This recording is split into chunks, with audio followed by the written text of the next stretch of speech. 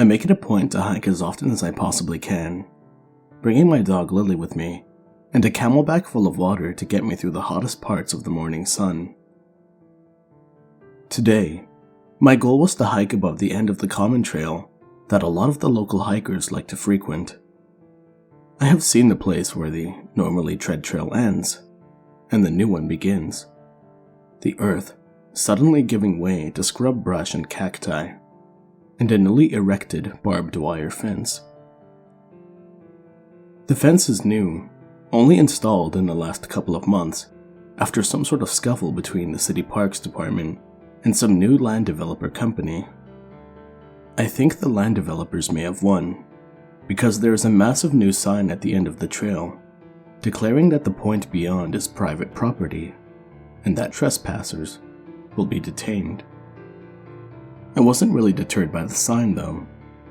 I had finished the first leg of the hike, and I still had lots of energy in my legs and daylight to burn. So I walked past the sign, dipped under the barbed wire, and continued on my hike.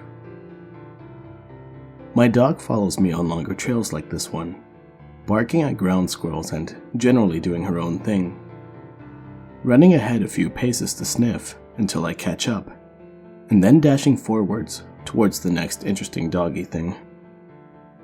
We walked along, my eyes fixed on the goal of our hike, the top of the ridge overlooking our small town. It was no small task to get up there, and while I'm sure that people have done it in the past, it didn't appear to have been visited recently. Besides the odd rustling beer can or spray-painted rocks, this area seemed to be deserted, and there was no clearly trod path anywhere through the brush. The footing was treacherous. If there wasn't loose scree to twist an ankle on, there was cacti with spikes, long enough to go through a boot. I kept an eye on my feet, making sure I didn't injure myself in a spot that I really wasn't supposed to be in the first place. My dog was having the time of her life, and I had to keep calling her back to me as she circled further and further away. I wasn't paying too much attention when I realized that I hadn't seen her in a while, and a flash of anxiety shot through me. I started shouting for her, hoping that the sound of her name or a loud whistle would bring her back to me, like it always does. I started walking quicker through the brush, desperation making me reckless. The thought of her injured or at the bottom of a cliff flashed through my mind, and I shouted her name again, hoping that if I yelled loud enough, she would hear me and come back. "Lily!" Nothing. I wasn't thinking clearly, my eyes starting to blur with tears as I looked around, hoping to see her tail poking up like a flag to signal that she was nearby. I started to head in the direction I saw her last, all thoughts of reaching my goal suddenly dismissed as I looked for my lost dog. The ground dipped into a small canyon, my original goal rising up to the right of me as I started to follow the ditch deeper into the mountain. If I hadn't been so panicked, I would have stopped to admire the greenery and enjoy the way the air was much cooler when shaded by the walls to either side of me. I could hear the birds chirping and the wind rustling the leaves. In a normal situation, I would take my time here, maybe stopping for a picnic. I walked on, calling for my dog, and hoping she had followed a rabbit this direction into the underbrush. I don't know how long I looked for her. To my adrenaline-filled brain, it seemed like it had been hours, when in reality, I probably only walked for 30 minutes or so. All I know was that when I paused to take a break from yelling and turned around, the area I was in was totally unfamiliar to me. It was much colder here, deeper into the wilds. I was surrounded by pine trees, their needles carpeting the ground and their branches stretched to cover and create a canopy above me. Thud. I strained my ears, hoping what I heard was the sound of my dog crashing towards me. But there was nothing. Not my dog, not a bird, not even the wind was making any noise. Everything was quiet, and it was so heavy that it felt as if someone had reached up behind and stuffed cotton into my ears. I was already unsettled. It didn't seem natural for this area to be so quiet. Was it this quiet the whole time? Or did the silence just begin? I couldn't remember, and it scared me to even think about it. So, when I felt the back of my neck begin to prickle, as if someone was watching me, I began to panic. I didn't turn around. I didn't look.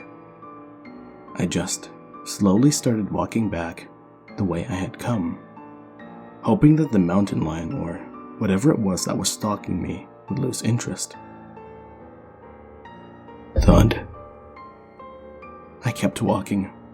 My thoughts that were previously full of worry for my dog were suddenly full of worry for myself. I was clutching my pack tight to my chest, mentally giving myself a talk to try and calm my racing heart so that I would have enough energy to hike back to the car. I was focusing so hard on listening to what was behind me, wondering if that thud I just heard was all in my head or not. Thud. I was nearly back to the entrance of the canyon, where I noticed my dog was missing, and I was filled with sadness and anger. What was it? Was it the thing that scared me, that took my dog? How dare they mess with my dog? This lion better not have messed with Lily. Of course, my monologue was all internal. Externally, I was still clutching my pack, hunched low, as I slowly walked forward. But my inner voice was giving me strength. What if the noise I heard was my dog being eaten or dragged away? Would I ever forgive myself if I never knew what happened? Thud. So I gathered my courage, and I turned around as quickly as I could muster and looked down the canyon where I had just come from. And there was nothing. No scary lion sitting there eating my beloved pet. No big bad waiting to take me away. I breathed a slow sigh of relief and straightened my back, giving a little chuckle at my paranoia. Of course, those noises were in my head. Besides, it was a rocky canyon. If something was going to make noise or follow me, they would probably be shifting rocks anyways. I took another breath, my heart rate slowing down to a normal level. It was just a normal hike on a normal morning, and my dog was probably back on the trail where we had come in, waiting for me. I turned back and began to head down the trail, still chuckling at myself and my foolishness. I would have to tell my husband about this later. I'm sure he'd find it funny. I resolved to just head home instead of trying to climb the ridge today. I had already had enough excitement for one day. I glanced over my shoulder, down the canyon again, to give myself reassurance that there really was nothing there. And out of the corner of my eye, I caught some movement. It was Lily, happily trotting towards me with something in her mouth. I shouted with relief and called her to me, glad that none of the terrible things that I had imagined had happened to her. She happily snuffled my pant leg, wagging her tail as I lavished affection onto her. She was covered in pine needles and dirt. It looked like whatever she had been chasing had put up a good fight. She was missing a small patch of hair on her shoulder, but otherwise didn't look any worse for wear. I tried to tug her mouth open and get at what was inside, but she had her jaw locked tight, and she was not going to give it to me. So I gave up and shrugged, not willing to battle her for a bit of rabbit or whatever she had. The rest of the hike down the mountain was uneventful. We got back to the car and picked up some lunch before heading home. My dog was tired, and so was I. The adrenaline-filled rush of the hike and the stress of thinking my dog was lost had left me drained and tired. I couldn't wait to fall into bed at the end of the night. My lucky pup had gone right into the backyard and had buried whatever she had found for later, and then flopped onto the floor, almost snoring instantly. I envied her careless ease in falling asleep. Finally, my husband and I tucked ourselves into bed. I stretched out my sore muscles and reflected on the day, lightly thinking about the pretty things I had seen. My eyes were fluttering closed when I saw movement at the foot of our bed. I kept my eyes hooded as I focused harder, assuming that it was the shadows from the trees outside that I was seeing dance. But the shadows from trees didn't have eyes, and shadows from trees don't blink. Terror flooded through me as I stared at whatever it was that was staring me back. I opened my eyes fully, hoping that if I did, it would disappear. It didn't. The eyes were low, around waist height, and glowed reflectively like a cat's eyes did. At first, I thought that maybe it was our son asking for a cup of water, but our son's bedroom door was closed firmly, and his child hands hadn't yet learned to use the doorknobs. I reached my hand out from under the covers and gave my snoring husband a hard pinch, hoping it would be enough to wake him up. "Babe, there's someone in our house." He groaned and rolled over, acting like he was trying to fall back asleep. I kept my eyes locked on the shadow and shook my husband's shoulder. "Wake up!" With a heavy sigh, he finally sat up, rubbing his eyes and turning to look at me.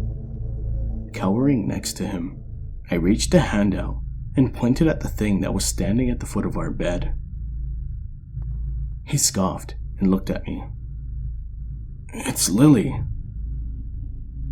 He rolled his eyes and flopped back onto his pillows, and within moments was sound asleep again.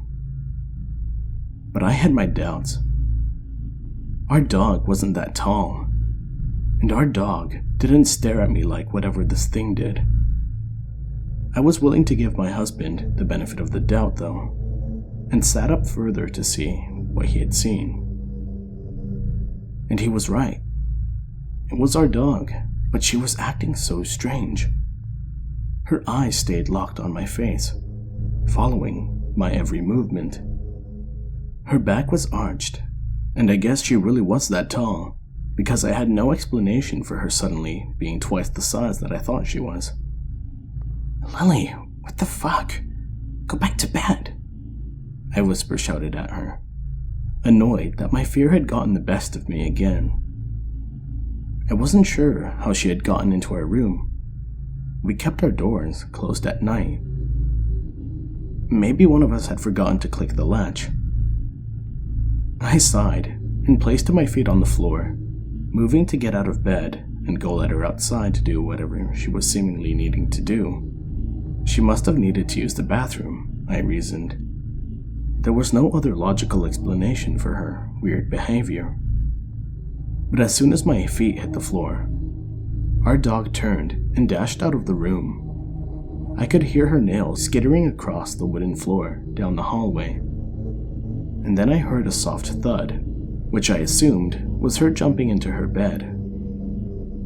I muttered angrily to myself as I shuffled over to close our bedroom door, cursing myself for being such a scaredy cat. Had my hike today really scared me so badly that I couldn't even recognize my dog when she was right in front of me? Maybe I needed to get my eyes checked. I tucked myself under the covers, pressing my back against my husband and facing the door. Even if my fears were unfounded, it made me feel safer to know that my back was protected. The next morning passed like they always do. My husband leaving work early for his job at the local military base. Me waking up with my son to make breakfast and do some work on my laptop while he eats and plays. I keep the back door open during the day, letting Lily walk in and out as often as she pleases. It was gorgeous outside, clouds covering the sun, just enough to keep the yard cool. It was a perfect day to do some gardening and finish up with some of my to-do list. After my scares of yesterday, I felt stupid when I looked a little harder at Lily and noticed that she really was a big dog. I had never noticed that her head came up to my waist before, but I probably just never paid enough attention to her. I did see that spot on her shoulder was looking a little swollen and red, and the bald patch of fur seemed to be getting bigger. I made a mental note to keep an eye on it. I had seen mange before, and was a little worried this is what that was. Just in case, I googled the signs of treatment methods and picked up some soothing dog wash to try at the encouragement of a WikiHow article. The rest of the day was uneventful. I spent the afternoon gardening, transplanting some vegetable shoots into our raised garden bed, and cleaned up debris and dog poop in the backyard. I gave the spot where my dog had buried her treasure a wide berth, ignoring the uncomfortable feeling in my stomach that I got when I looked at the small patch of turned earth. When my husband returned in the evening from work, I let out a small sigh of relief and relaxed. I had been feeling tense all day, and even though my son had been easy to care for, I needed a break from being cooped up at the house. I volunteered to pick up some takeout, taking my small moment in the car alone to try and sort out why I was so uncomfortable and unsettled. My therapist had given me a bunch of different methods to try when I was feeling the way I was now, so I spent the rest of the car ride taking deep breaths and listened to some music to drown out the feeling of dread I got when I thought about returning to the house. While we ate our dinner, I chatted with my husband about his work and told him about the concern I had for the balding patch on our dog. He didn't waste any time in teasing me about my sudden fear of our household pet, and I tried to laugh along. It was silly, wasn't it? There was nothing to be afraid of. This was the same dog I had had for the last 8 years. It was only normal for me to think she was smaller than she really was when I was so used to living with her, right? After dinner, we followed our normal routine, putting our son to bed and then catching up on the little household chores that cooking produced. My husband didn't say anything when I took the pepper spray my mother had given me and placed it in the drawer next to the side of my bed. I wouldn't use it, but knowing it was there had a calming effect on my nerves. It doesn't hurt to be prepared, just in case. My husband turned into bed before I did, citing his tiring day at work as an excuse to go to bed at 9 p.m. I voted to stay up a little later, finishing up my to-do list for the next day and answering some emails. I got distracted browsing the net, and before I knew it, it was after midnight. I stood up from my desk, stretching my tired muscles and shaking my foot back awake, leaning over to shut down my computer so I could turn in for the night. It was then that the back of my neck began to tingle, the same way it did yesterday in the canyon. It felt as if someone was watching me. I whirled around, expecting to see my husband behind me with the shit-eating grin he had when he was trying to prank me. But it wasn't my husband. Only my dog, sitting in the doorway of my office and staring at me with a look I can only describe as calculating. I gave her a hard glare, hoping that it was disapproval on my face and not fear. "We are not having a repeat of last night tonight, Missy," I scolded, my fear giving way to anger. I stepped past her into the hall, and my arm brushed against her back. Was she taller again? My stomach flipped, dread washing over me. Am I going crazy? Lily followed me closely, her head now level with my elbow. She was definitely bigger. Perhaps it was some sort of genetic defect that only presented in 8-year-old dogs. Mange didn't make dogs grow, did it? I stepped into the garage and began to rummage through our storage area, looking for the travel kennel we had purchased for her a few months ago when we had just moved here. I shouted triumphantly, dragging the heavy plastic crate into the dining room. Lily watched me, her eyes following my every move. I opened the door and pointed at the kennel, staring my dog down. I needed to assert dominance. I was the alpha here, and the weird stalking she was doing at night now was not okay. Not in my house. "Kennel," I commanded, fully expecting her obedience. She didn't even look at the crate. Her eyes stayed locked on my face as she slowly walked forward and then sat at the entrance. Were her eyes always that color?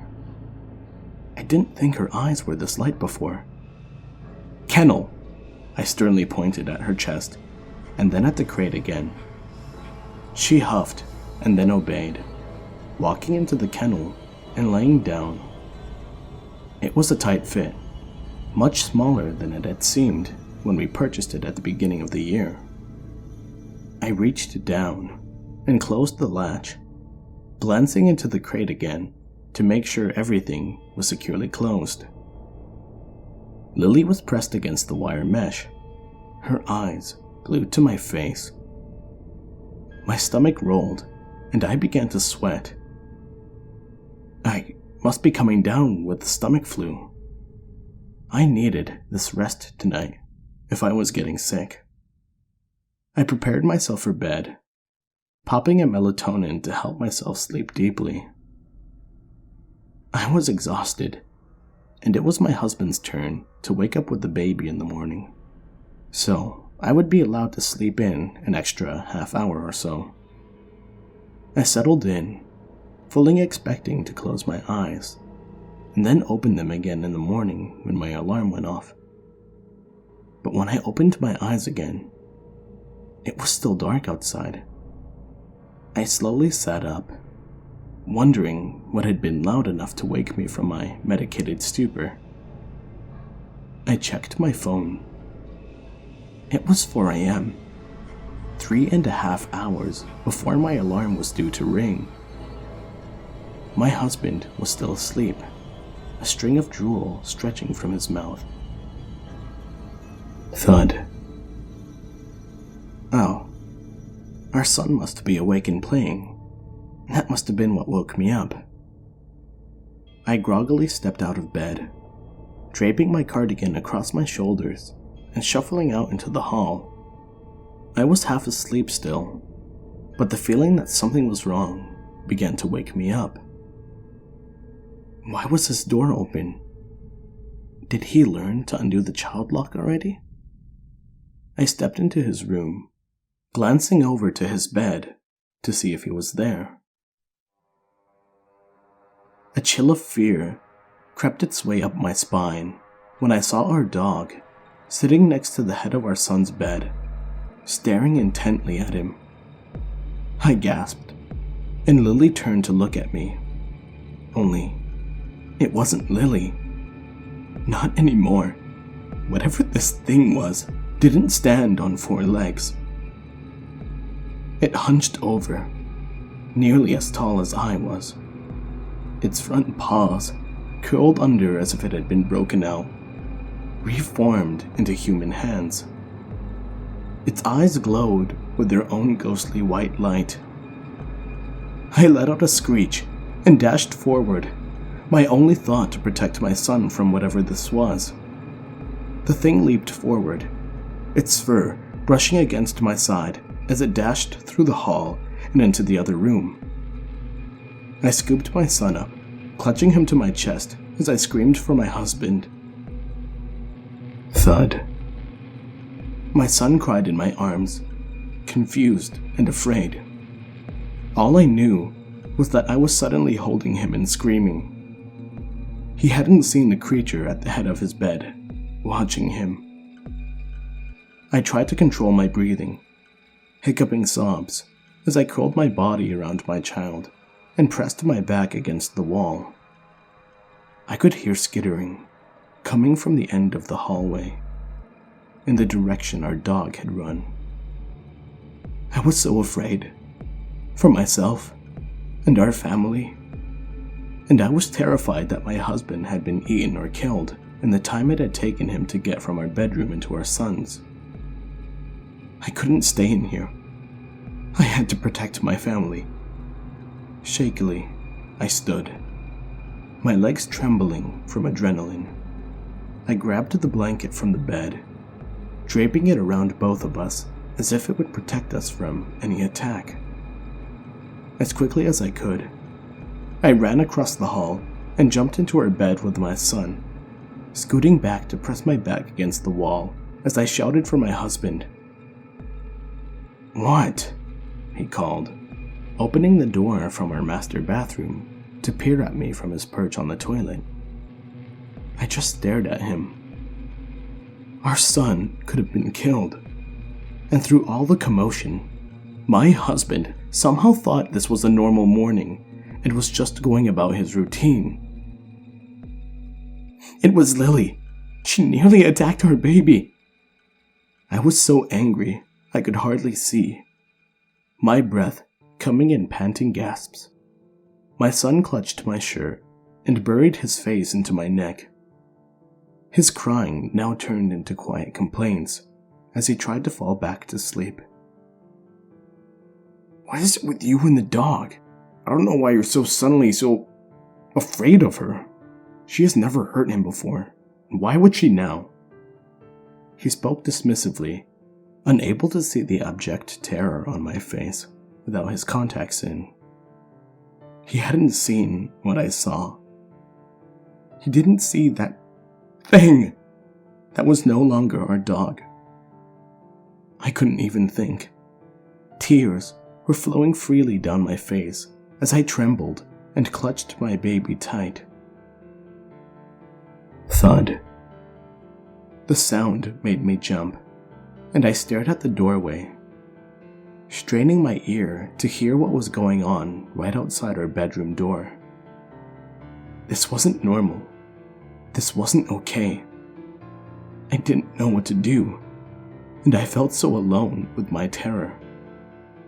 My son had fallen back asleep, and his heavy breathing warmed my neck. I pressed my back harder against the headboard and tucked the blanket closer around us, my eyes locked on the door.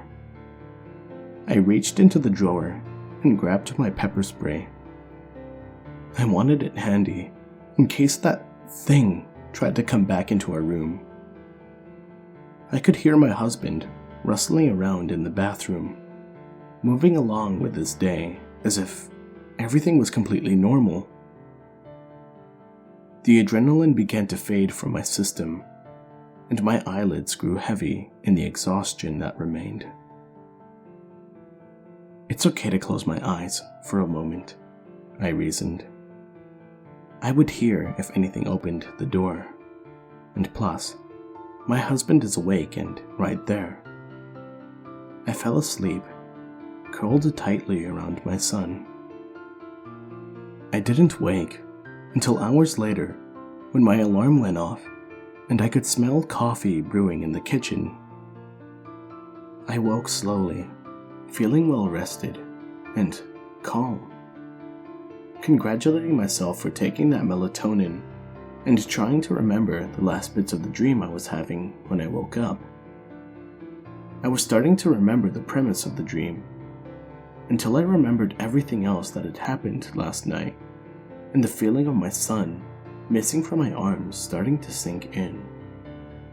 I bolted out of bed and ran into the kitchen, stopping cold when I saw my husband sitting at the table drinking his coffee, and our son at his chair, quietly eating his breakfast.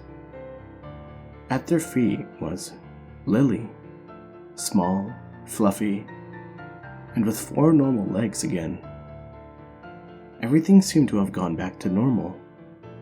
There was no evidence of any scuffle, and the crate was missing from the dining room. I opened the garage door, and there it was, in the back of our storage, everything around it undisturbed, as if I had never moved the crate in the first place. I was bewildered. Had I just made everything up? Am I going crazy? Was everything I was remembering actually just a dream? I didn't know what to think, and my confusion was evident on my face as I sat at the table with my coffee. "Sleep well?" my husband asked, not looking up from his phone. I made a non-committal noise, and he pulled up my laptop, loading my emails in an attempt to distract myself from the lingering feeling that something wasn't right. I looked up at my son, sitting across from me, and was filled with gratitude that he was okay. The fear that something could have happened to him was unshakable. But he was acting normally, so it must all be in my head. Noticing me watching, he gave me a grin and promptly threw his sippy cup to the ground, splattering milk across the floor. Yes, he was acting normal all right. I stood up and refilled the cup, leaning behind him to set it on the table. I pressed my lips against his head, inhaling his baby scent, and then noticed a small red mark on the back of his neck. It almost looked like rug burn, but it was perfectly round. I brushed my thumb against it, confused. How had he gotten this? It certainly wasn't there yesterday. "Hey, babe, did you see this mark on his neck?" I asked my husband, and he leaned over to get a better look. "Yeah, it looks like a rug burn. Probably got it playing the other day. I don't think it's anything to worry about." I nodded and reached down to pick up my son, setting him on the ground to dash away and play with his toys. Was he this tall yesterday? His head nearly came up to my waist now.